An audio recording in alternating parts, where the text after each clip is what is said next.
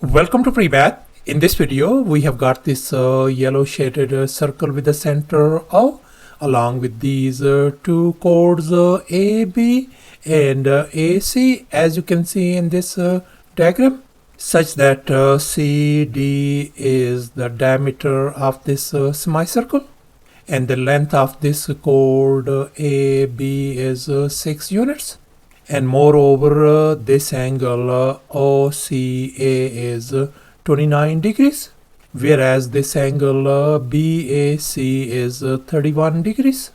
And now our task is to calculate the area of this yellow shaded semicircle. Please don't forget to give a thumbs up and subscribe. And please keep in mind that this figure may not be 100% true to the scale. Let's go ahead and get started. And here's our very first step. We know this O is the center of this semicircle. I'm going to connect this center O with this vertex A, as you can see in this next step. And now we can see that this OA is the radius of this semicircle. So I'm going to label this radius as lowercase r. And likewise, this OC is the radius of the semicircle as well. So therefore, I'm going to label this radius OC as lowercase r as well. And here's our next step. Let's focus on this triangle AOC. And we can see that this triangle is an isosceles triangle, since this AO is the radius and this OC is radius as well.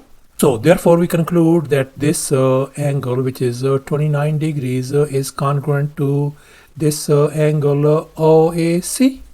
If this angle is 29 degrees, then this angle has got to be 29 degrees as well.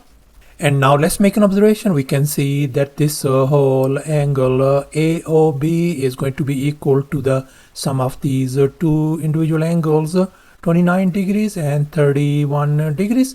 If we add these two angles, that is going to give us 60 degrees. So therefore this angle OAB turns out to be 60 degrees. And moreover, bear in mind that this chord AB has a length of 6 units. And in this next step, I have dropped this perpendicular OP on this chord AB. And as a result, we get this right triangle OAP. And now let's recall the perpendicular bisector theorem. According to this theorem, if radius of a circle is perpendicular to the chord, then the radius bisects the chord. So no wonder this perpendicular OP is going to bisect this chord AB into two equal parts. This segment AP is going to be equal to this segment BP. And we know that this whole chord AB is 6 units.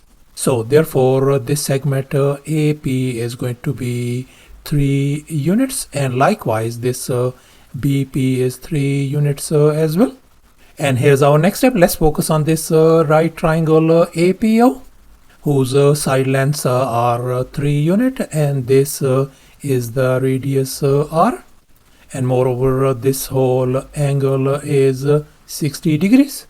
And now we are interested in calculating this radius r.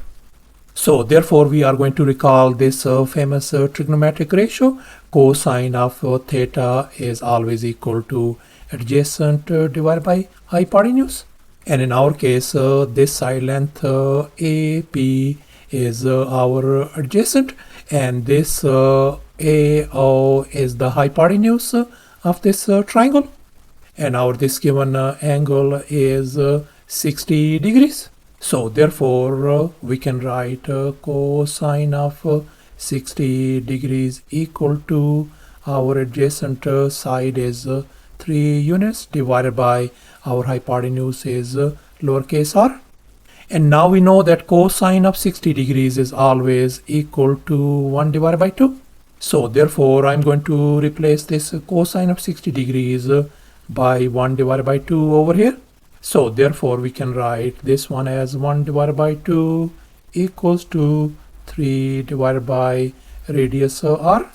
and now we are going to cross multiply.